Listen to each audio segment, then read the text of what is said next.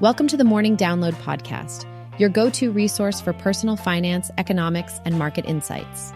In just 8 minutes a day, we provide valuable information to help you make better money decisions.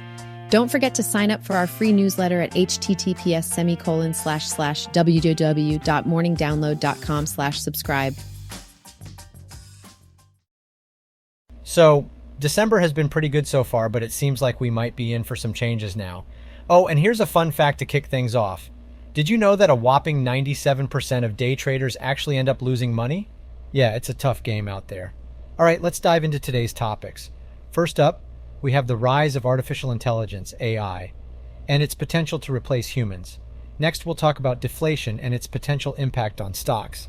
Lastly, we'll tackle a topic that affects many of us, car insurance. AI is making some waves in the workforce, no doubt about it. According to the latest research, about 37% of business leaders have seen AI replace workers as of 2023. That's quite a significant number. But here's the thing. Around 29% of workers actually feel that their work tasks could be replaced by AI too. So it seems like there's a little cause for concern. However, we can't rely on AI entirely just yet. Companies will still need people to create engaging prompts, analyze the results, ensure accuracy, and take necessary action. AI is not quite ready to take on all those responsibilities. Now it's worth noting that AI's impact isn't uniform across all countries. Access to the internet plays a big role here. Surprisingly, around 34% of the global population still doesn't have internet access. Countries like Rwanda, Zambia, Tajikistan, and Togo have relatively low internet penetration rates. This means that while AI might have a significant impact on the job market in the US, some countries will remain unaffected for the next few years. Moving on to some global news highlights. China's increasing use of renewables is expected to lead to a fall in global coal demand. That's a positive step towards a greener future. On a different note, homelessness in the US has reached a new high due to skyrocketing rents. It's a concerning issue that needs attention. Lastly, Biden's top economist believes that the economy will experience a soft landing, with fading recession fears. Let's hope that prediction holds true. Deflation, the opposite of inflation, is a term we've been hearing a lot about in the US.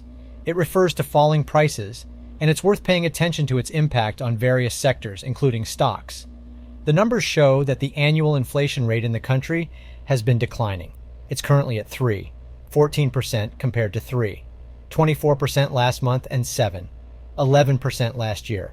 The goal set by the Fed is to bring it down to 2%. When we see the rate of deflation increasing, it can have implications for equity prices and the stock market as a whole. According to Investopedia, as people sell off equity investments that are no longer providing satisfactory returns, the stock market can weaken further.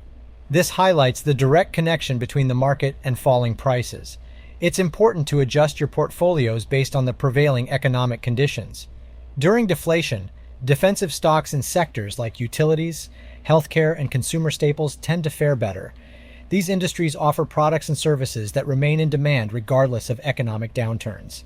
Dividend-paying stocks also tend to perform well during deflation. However, cash or savings accounts tend to take a hit.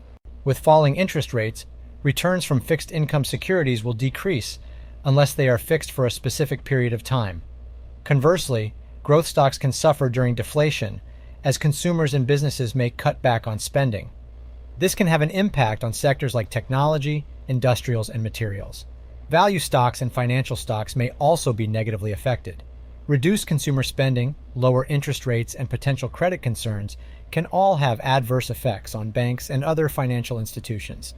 Given these factors, it's a good idea to review your portfolio before inflation falls any lower. Let's talk about personal finance. Specifically, the topic of auto insurance. Now, I know insurance might not be the most exciting thing to talk about, but hey, it's important stuff. First things first, auto insurance is mandatory in most countries. It's there to protect you in case of an accident, or if someone decides to help themselves to your beloved wheels. In the first world, most people have car insurance, but in developing countries like India, less than 50% of vehicles are insured. And you know what? Cost is one of the major reasons why people avoid it. Now, the average cost of auto insurance in the US is around $2,150 per year. Yeah, it might seem like a chunk of change, but trust me, accidents happen. And having insurance is the only way to safeguard yourself against those financial losses. In the US, about 215 million drivers have car insurance, but shockingly, around 6% of drivers on the road are uninsured. Yikes. If budget is a concern for you, don't fret. There are ways to reduce that cost. First, consider opting for multi-car insurance if you have multiple drivers in your household. And if you've got a good student, there might even be student discounts available. Another option is enrolling in an approved defensive driving course. Not only can you learn a thing or two, but many insurance companies offer discounts to drivers who have completed those courses. Did you know that how much you drive can affect your insurance premium? Yeah, commuting 3 hours a day is going to hit your wallet harder than just driving 1 mile. So if you can, think about using mass transit to reduce your mileage. Oh, and the size of your car matters too. Big cars tend to be costlier to insure, so consider downsizing to a smaller vehicle. And hybrid or e-vehicles might even come with some sweet discounts. Here's an important tip. The lower your deductible, the higher your annual premium. So, if you're comfortable taking on a higher deductible, you can lower your premium. And believe it or not, your credit score can actually impact your insurance quote, so take some time to improve that. Oh, and an anti-theft system can save you some money.